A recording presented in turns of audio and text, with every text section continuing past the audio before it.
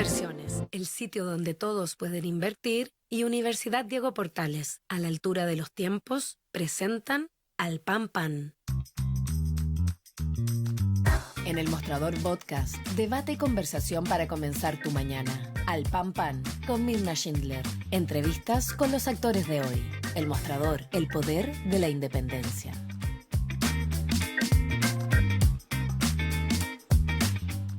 ¿Cómo están ustedes? Muy buenos días. Iniciamos una nueva semana aquí en Alpampan por elmostrador.cl. Mientras se continúan los análisis y las proyecciones respecto de lo ocurrido con las primarias. Recordemos también que el PC celebró sus más de 100 años de historia y finalmente la candidata Janet Jara no va a congelar su militancia, pero se ha dicho que ella va a ejercer con autonomía su candidatura. Las últimas encuestas, solo para mencionar, Criteria le da a Jara, dice que a quién te gustaría que fuera el próximo presidente, 29%, Kast 22%, Matei 17%, y respecto de si la elección fuera este domingo, Jara obtiene 31%, Kast 22%, Matei 18%. Pero en segunda vuelta, Kast gana con 42% y 35% obtendría Jara, si esa fuera la competencia, y Matei obtiene 40% y Jara obtendría 35% si el balotaje fuera entre ellos dos. Y por último, la encuesta Cadem, la última encuesta muestra que Jara obtiene un 26% de aprobación, Kast 22%, Matei 18%. Pero hubo una encuesta que se acercó, probablemente la que más se acercó, ¿no? Definitivamente al porcentaje obtenido en primarias por la candidata Janet Jara, que obtuvo más del 60% de las preferencias. Y esa encuesta fue la encuesta Cosa Nostra, y pasamos a conversar con uno de sus creadores y también sociólogo y escritor, Alberto Mayol, desde España. Alberto, ¿cómo estás? Gracias por estar nuevamente con nosotros. ¿Qué tal, Mirna? Un gusto saludarte, encantado de estar acá. Alberto, nosotros conversamos 3 meses, 2 meses atrás, cuando era muy lejano pensar que iba a ser Jara la que se imponía. De hecho, tú mismo nos mostrabas, ¿no es cierto?, resultados donde aparecía Carolina Toá teniendo un importante logro y, por cierto, siendo la candidata del oficialismo. ¿Qué pasó y cómo ves ahora el posicionamiento de Janet Jara? Bueno, la campaña de Carolina Toás fue un error completo y era bastante evidente de acuerdo a los datos que teníamos. De hecho, en varias entrevistas, cuando apenas partió la campaña de ella, yo dije, me parecía muy extraño lo que habían decidido, porque los votos concertacionistas hoy día son el grueso de ellos, 4/5 de ellos son votos muy molestos con la concertación. Les gustan los valores de la concertación, pero no les gustan las personas de la concertación. Y por tanto, haberse reunido con todos los nombres de la concertación y haber reivindicado, digamos, el legado político y no sociológico, por decirlo así, no espiritual, no valorativo, fue un error bastante grande. En segundo lugar, eh, Janet Jara viene a hacer sintonía en algo que es muy importante. ¿Por qué fracasan los gobiernos que fracasan? Fracasan fundamentalmente por dos elementos clave: o la falla moral grave o por falta de eficacia, es decir, no eres capaz de hacer lo que tienes que hacer. Janet Jara en su ministerio logró sacar las cosas que logró sacar el gobierno, las sacó Janet Jara, ¿verdad? Y por tanto tenía eficacia. Y podía hablar de ello. Incluso además lo hablaba con modestia, decía, yo creo que nos faltaron muchas cosas, pero fue un buen paso, o sea, sin salir a vender, digamos. Y además, la, la falla moral fundamental de las izquierdas ha sido una falla moral de sus procesos de elitización. La crisis de la concertación es una crisis por la elitización de la concertación y una construcción de una élite que fue vista como desconectada. Y luego el Frente Amplio radicaliza sus posibilidades de alejarse de la ciudadanía en la campaña de Gonzalo Winter, que parecía una campaña de un nivel de posmodernismo sorprendente, ¿ya? Y en ese contexto, evidentemente, una candidata que viene de una izquierda donde dice queremos hacer transformaciones, qué sé yo, que es lo que la gente más o menos quiere, bueno, pero que viene de y que no es Winter, no es Boric, no es Jackson, me refiero a los apellidos, sino que Jara, bueno, conecta mucho más fácilmente. Y eso se produjo, y esto es lo interesante, esa viabilidad se produjo porque ella llevó sus apariciones en prensa muy bien como candidata, sin hacer nada espectacular, simplemente bien, y se juntó todo lo demás. Fíjate que ella en mayo Ya, marcaba lo mismo que Winter, todavía por debajo de Toá, no tan lejos, pero por debajo, no tan lejos como 3 meses antes, ¿ya? Pero estaba lejísimo. Y de pronto se come al mismo tiempo, en la misma jugada, a Toa y a Winter. Entonces logra un salto extraordinario que termina con ese 60% duplicando a Carolina Toa. ya. Ese 60%, porque evidentemente que ella representa más allá de los valores de una izquierda, más hacia el polo más, ¿cómo decirlo? No de la extrema izquierda, porque no me gusta hablar en esos términos, pero en definitiva, más hacia la izquierda, ¿no es cierto? Sí, sí, Para dejarlo claro. Eso representa en ella cualidades que pueden hacer que el anticomunismo que existe en Chile y todo lo que se está diciendo en estos días, ¿no es cierto?, puedan realmente ser neutralizados, te lo pregunto. sí, yo creo que ya están neutralizados. Creo que a la derecha le está pasando, la derecha ha cometido siempre los mismos errores que ha Ya, cometido antes la izquierda. Como la izquierda es como la vanguardia de los errores y la derecha son los seguidores de los errores.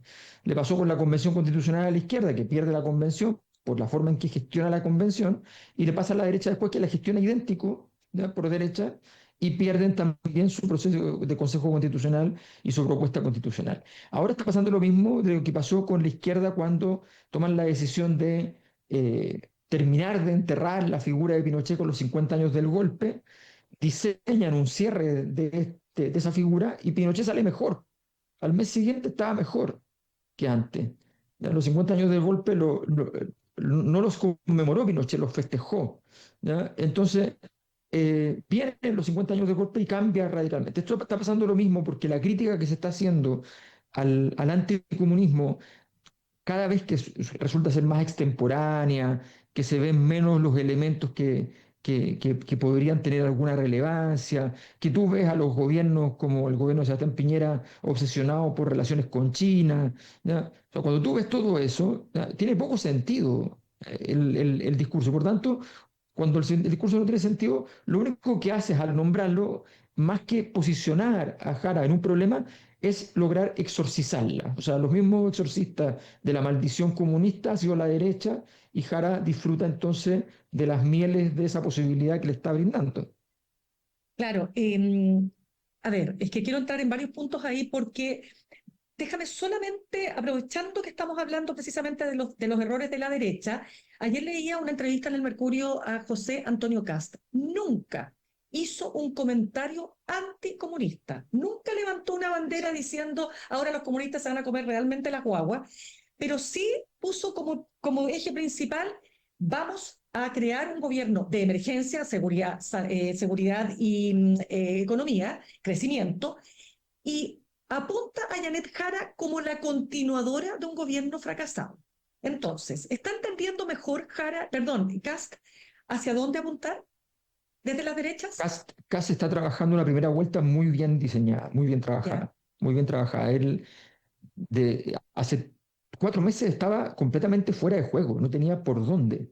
¿Ya? Tú lo analizabas, te dabas cuenta que habían caminos que podría ocupar, pero no los tenía ni siquiera medianamente recorridos. 4 meses después está en una posición de privilegio y efectivamente ha sido a partir de cuando comprendió que la candidatura de Matei ha sido demasiado coyunturalista y esas medidas coyunturalistas no sirven para la carrera de primera vuelta. Las coyunturalistas son medidas que se pueden tomar eventualmente en segundas vueltas, pero no sirven en primera.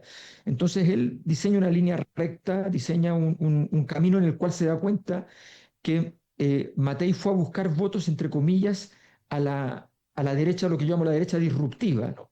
¿Ya? Y fue a buscar a la derecha disruptiva los votos, los consiguió, pero ahí hay poquitos votos, entonces consiguió votos en la derecha disruptiva mientras perdía los votos de centro, ¿ya?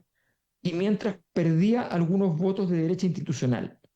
Y entonces Kast dijo, yo puedo ser el institucional, no tan institucional, porque me voy a parar en la frontera, voy a estar parado con un pie en un lado de la frontera y con el pie en el otro lado, y voy a jugar por ambos lados a ver, y esa efectivamente es la zona de fractura, entonces está parado en el lugar correcto. Ahora, cuando te paras en esos lugares, a veces te come el lugar, Claro, pero lo está administrando. Ahora, ya, sí le pasó, recordemos que le pasó el evento en la Araucanía, donde no exacto. controló su temple, y eso para candidatos como Kast es muy complicado porque la mayor parte de la gente siempre siente con personajes como Kast que cuentan poco sobre su actividad empresarial, que cuentan poco sobre su vida, en fin, sienten que hay un doble fondo y por tanto esa sensación de que hay una segunda personalidad más o menos agresiva es compleja. Claro, es que fíjate que ahí hay un punto también interesante, porque por ejemplo, en esta entrevista le preguntan por los valores propios de su sector y él dice, hoy día eso no está en juego, la gente sabe lo que yo pienso, lo que pensamos, pero ese no es el problema hoy día. Me refiero a Mm. aborto en tres causales, del aborto en tres causales, los mismos parlamentarios han dicho que si ellos tienen mayoría lo van a retrotraer. En fin, temas valóricos como el matrimonio homosexual, qué sé yo, la adopción homoparental. Y él dice, eso no está en juego porque lo que está en juego hoy día nuevamente es seguridad, nuevamente es el tema del crecimiento. La pregunta es, ¿en qué minuto se nota el verdadero cast? No, yo creo que todos sabemos qué es lo que piensa José Antonio Kast. Eso hay una visión, Pero para la visión la política es gente que muy lo clara. apoya. Claro, lo que pasa es que la posibilidad, a ver, ¿dónde está el bolsón de votos? ¿Dónde está? ¿Ya? El bolsón de votos que está en disputa y que ya empezó a absorberse, porque es un bolsón de mucha volatilidad, es un bolsón de votos son los disruptivos de centro. Son aquellas personas los que te decía, que son concertacionistas de alma, pero que detestan a la concertación. ¿Ya? Ellos hoy día están en la derecha, porque ya votar a favor de la Convención Constitucional, votaron a favor de Boric y no les gustó. Entonces ellos están votando por derecha. Si Jara quiere ganar, tiene que llegar ahí. ¿Ya? Ese es su problema, ese va a ser su problema. Y Kast está logrando llegar a ese grupo donde originalmente tenía muchísimo peso Evelyn Matei hace 10 meses atrás, donde Evelyn Matei fue perdiendo eso primero con Kaiser. Kaiser se logró meter ahí un rato y ahora Kast está jugando allí. Entonces, Kast está cuidando cómo entrar en ese mundo y por eso no puede referirse a los elementos valorativos, porque allí es un mundo muy concertacionista, pero les quiere decir que les ofrece, y aquí hay una cosa que es bien interesante, ¿Ya? estos grupos disruptivos son bastante portalianos, ¿ya? Son grupos que dicen la institucionalidad está mal y estoy muy crítico de ella, pero no es que yo quiera que la saquen, ¿ya? ¿Ya? Yo lo que quiero es que sea transformada radicalmente, pero que funcione como pensamos que debe funcionar. Y entonces las soluciones más facilistas de los candidatos tipo Cast, que te van y te dicen, mira, esto lo podemos resolver más o menos fácil, lo que hay que hacer es esto, esto y esto otro, con algunos, y nos saltamos un par de veces el Estado de Derecho, ¿ya? Con algunos elementos de esta cosa de la emergencia, ¿no? Nos saltamos un par de veces el Estado de Derecho, ahí terminan las emergencias, ¿no? No terminan en otro sitio. Tal cual. Entonces, Exacto. entonces ese es el juego De, que él está jugando. Totalmente, solo para cerrarte el punto, Sí. lo decía en una columna también Javier Couso, constitucionalista, que decía, ¿cuánto Cast dice va a estar dispuesto a denunciar las groseras transgresiones constitucionales como las que hace Bukele, Orban, Bolsonaro y Trump? Porque ahí es cuando tú tienes que confrontar. Pero espérame, ahora déjame volver al resultado de la primaria. Es verdad que fue una participación baja desde el punto de vista de cuánto representa el padrón electoral, pero la pregunta es, ¿tiene opciones reales, más allá de lo que muestran ahora las encuestas, de crecer Jara y hacia dónde? Sí. A ver, mira, primero yo no la encuentro ni baja ni alta. La ¿Ya? encuentro exactamente lo que tenía que ocurrir porque no había ninguna posibilidad que fuera más alta por una razón muy simple. Las primarias que no tienen otra primaria del otro sector al frente son débiles, necesariamente débiles. Perfecto. Tú necesitas el rival de verdad, el rival que le da sentido a que tu electorado, no más fanático, sino que el siguiente electorado, la siguiente capa, se vaya a mover. Por ejemplo, la predicción que nosotros hicimos que fue correcta fue tomando a aquellos que en un eje de izquierda a derecha de 1 a 15, ¿ya? Solamente iban hasta el número 5. ¿Ya? Entonces, no nos fuimos a la centro izquierda, nos quedamos con, no a la izquierda extrema, pero sí con pedazos entre la centro izquierda y la izquierda. Bueno, con eso y más otros filtros que hicimos, logramos hacer la predicción adecuada. Entonces, obviamente no llegó más gente, es natural. Ahora, yendo al punto de fondo, eh, se produjo un fenómeno, con Jara, y los fenómenos tienen su propia lógica. Los fenómenos son una singularidad. Cuando uno analiza los fenómenos científicos tienen generalmente reglas generales, pero a veces ocurren singularidades. Un estallido social es una singularidad, no lo puedes analizar ya, como si fuera, ya, es que quemaron el metro, es que el estallido social no es el punto si se quema el metro, ¿entienden? No es un atentado, es un estallido social. Entonces, las singularidades se analizan por sí solas. ¿Qué es lo que pasó? Que en un cierto sector indiferenciado, donde nadie había propuesto medidas políticas públicas, nada que tuviera cierto contenido, ¿ya? Entonces se licúa la situación y todos empiezan a pensar en las personas, en el carisma, en las capacidades de penetrar, digamos, en los hogares, en la capacidad de empatizar. Entonces aparece ese factor. Y el éxito que tuvo Janet Jara, ella lo administró muy bien y por lo tanto se produjo un fenómeno que no es solamente electoral antes de la elección, sino que es además cultural después de la elección. O sea, esta semana ha sido una semana políticamente extraordinaria. Cualquier persona que sepa algo de política y que más allá de los datos se va a dar cuenta que está pasando algo en este instante.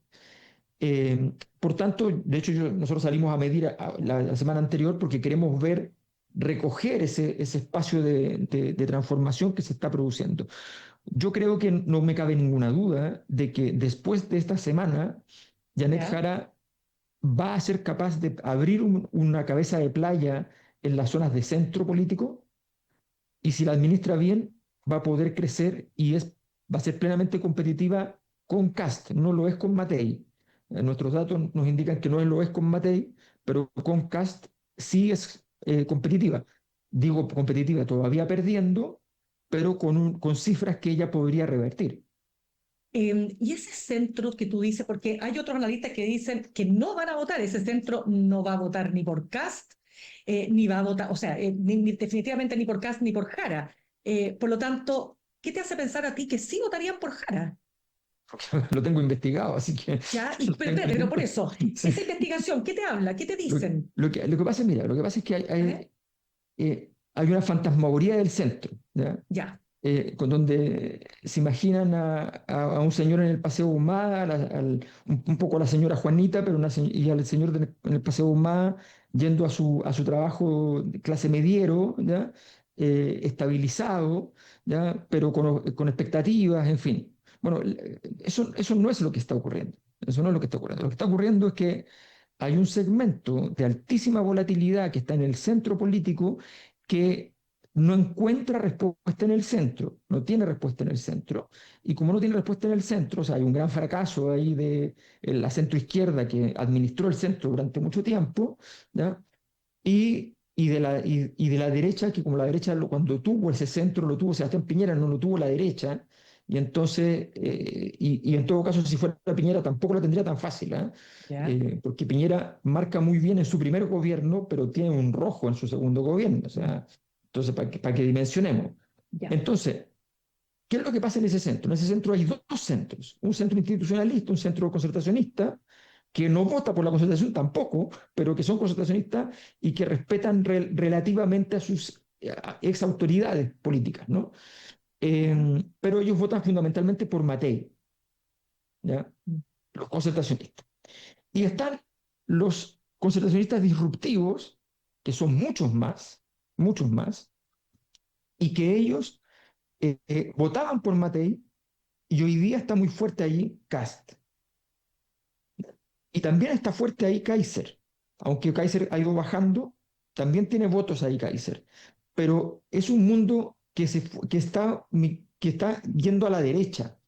Y Jara tiene que hacer una energía, generar una energía gigante para que ese movimiento logre retornar a la izquierda, que es muy difícil. Ahora ese centro existe y es gigante, y eso es lo importante.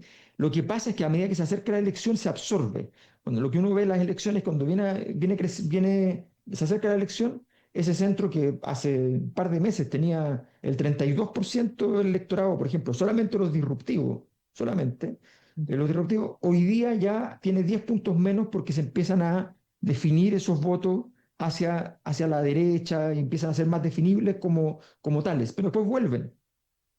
Claro, Alberto, pero no sería, porque otros analistas hablan del del votante obligado, más que el votante de centro, es de aquel que con el voto obligatorio está, valga la redundancia, obligado a ir a votar, pero que tanto puede votar por la izquierda como puede votar por la derecha, tanto puede votar por Kast como eventualmente por Jara.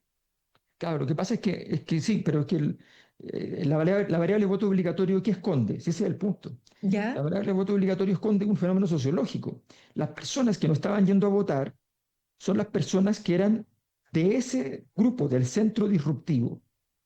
¿Por qué? Porque esas personas del centro disruptivo, por ejemplo, el disruptivo de derecha sabe, hay muchas cosas que ya no entiende, pero entiende una cosa muy clara, odia a la izquierda. El disruptivo de izquierda sabe una cosa, que odia a la derecha. ¿Ya? El disruptivo de centro no sabe a quién odia. Entonces, el disruptivo de centro migra, vota por alguien, luego lo odia porque lo traicionó. ¿Ya? Le pasó con Kast, le pasó con Boric, le pasó antes con Piñera, le pasó antes con Bachelet, le pasó con la Convención Constitucional, le pasó con el Consejo Constitucional. Les ha pasado todo el tiempo. Y migran de nuevo, y migran de nuevo, y migran de nuevo. Están buscando un hogar, pero están nómades. Entonces, en ese proceso, ese votante necesita en algún momento articularse con alguna de las ofertas existentes, ¿ya? Y entonces va y logra aparecer en una posición determinada. Pero ese votante, si tú le dieras la oportunidad de no ser voto obligatorio, ¿qué haría en medio de su confusión? Se queda en casa, que tiene tal vez un 3% de ganas de votar por alguien, por uno. Y la verdad es que un 3% no te da para votar. Pero cuando está obligado va y eso puede decantar en una posición más clara. Perfecto. Alberto, se nos van quedando tres temitas, a ver si alcanzamos a llegar a las A 8:30, ver, pero el último. ¿Qué pasó entonces con la socialdemocracia, el socialismo democrático? ¿Se desfondó? Eh, ¿Qué? a ver, no tienen un proyecto político.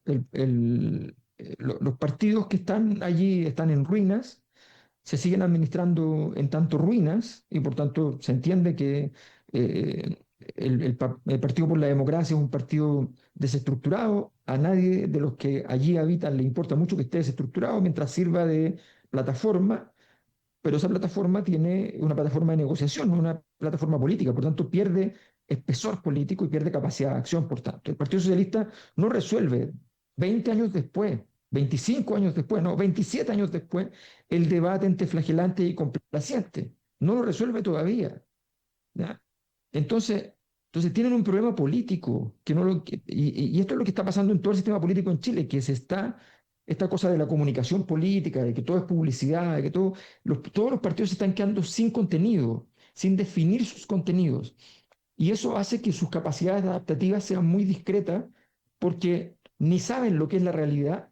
Entonces andan todas las modas. Entonces el voto obligatorio es la clave. ¿Y quién es el voto obligatorio? Es que tiene tal edad, ya, pero eso no. ¿Qué? ¿Que le va a mandar emoticones porque tiene tal edad? No funciona así. Luego, acuérdate que estaba hablando del voto evangélico. La candidata evangélica se bajó porque no tiene voto.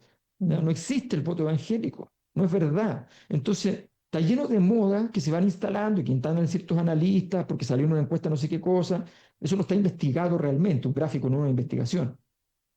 Claro. Ahora, Matei. Matei se está viendo a la baja. ¿Tú dirías que eso va a continuar? ¿Hay maneras de revertir y pasar ella al primer lugar tal como había sido durante más de un año, no? Si tú miras el capital, vamos a decir, simbólico de ellos, o sea, sus ¿Ya? condiciones, de la opinión que tiene la mayor parte de los chilenos sobre ella tiene una posibilidad de revertir su propia baja enorme y tiene es la única que vive con algún nivel de riqueza electoral de base. Ha perdido muchos votos, ha perdido 10 puntos en 6 meses. 10 puntos. Hace 6 meses marcaba 28 puntos, hoy día está marcando 18, ¿no? Y hace un año marcaba 32 puntos, ¿no? Entonces, viene efectivamente a la baja, se equivocó de estrategia respecto a qué hacer cuando lo atacó Kaiser y creció Kaiser y cuando ataca Kast y ha crecido Kast, se ha equivocado en esa estrategia, Ujú. pero las condiciones de base, Kast tiene que construir una cabeza de playa en el centro político para poder empezar a crecer. Kast, o sea, Matei no necesita construirla, la tiene hecha. La única candidata cuando se hizo la votación del Consejo Constitucional, que tenía votos en los dos votos, en el rechazo y en el apruebo, ¿ya? En los dos, en contra y a favor, como era en ese, ¿ya? Era ella, era la única que tenía. Entonces, tiene una oportunidad de oro que no la está aprovechando porque no está trabajando con la estrategia que requiere. ¿Y cuál sería esa para ti? ¿Hablarle a quién? No, no, ella lo que necesita es defender sus valores principales. Ella tiene institucionalidad fuerte, tiene gestión fuerte, ella tiene una mirada de orden legítimo, orden legal, una mirada de ese tipo. Entonces ella tiene que construir propuestas políticas en eso que lo vinculen a eso. A ella le conviene más que los chilenos tengan más expectativa de futuro que no, porque si no votan por Kast o votan por Kaiser, ¿ya? Entonces necesita moverse estratégicamente y no esperar que cambie en una semana, no necesita eso, ni jamás increpar a otro candidato, no le sirve eso para nada. Lo que está haciendo no ha funcionado, evidentemente, porque ha perdido el voto de centro, que es la gran riqueza del sistema hoy día, todo lo contrario a lo que se están diciendo por muchos analistas. Sí, pues ese es un tema bien interesante, porque tú insistes entonces que, o sea, tú estás diciendo en otras palabras que las elecciones se están ganando por el centro, porque lo que están diciendo hoy día que no es así, o sea, te lo muestra Trump, te lo muestran las ultraderechas en el mundo, etcétera, ¿no? Es que, ¿sabes lo que pasa? Es que todas las derechas institucionales, cuando ¿Ya? aparecen estos fenómenos irracionalistas, se adaptan a la irracionalidad sin darse cuenta que lo único que pueden hacer es caerse en un abismo porque ellos no van a representar nunca bien a ese mundo. Ese mundo nace del odio al fallo de los institucionalistas y por tanto tienes que revertir ese odio, tienes que hacerle dudar de ese odio y no tratar de adaptarte y volverte Bukele. Entonces es muy complejo, es muy difícil y por tanto empieza a ocurrir lo que ocurre, pero es evidente, es notorio, ¿ya? Es explícito en términos de datos, que el análisis que se está haciendo por parte de los analistas es un análisis, vamos a decirlo así, politológico. A nivel de partidos políticos, el centro no existe. ¿Significa eso que debajo no hay nadie? No, está lleno, está lleno. Los partidos políticos de esa zona no son capaces de leer el público que está abajo y que está confundido, desorientado y que no entiende porque nadie ni siquiera tiene el menor interés en explicarle algo que no sea activar sus emociones, que naturalmente la próxima semana me las puede activar otro.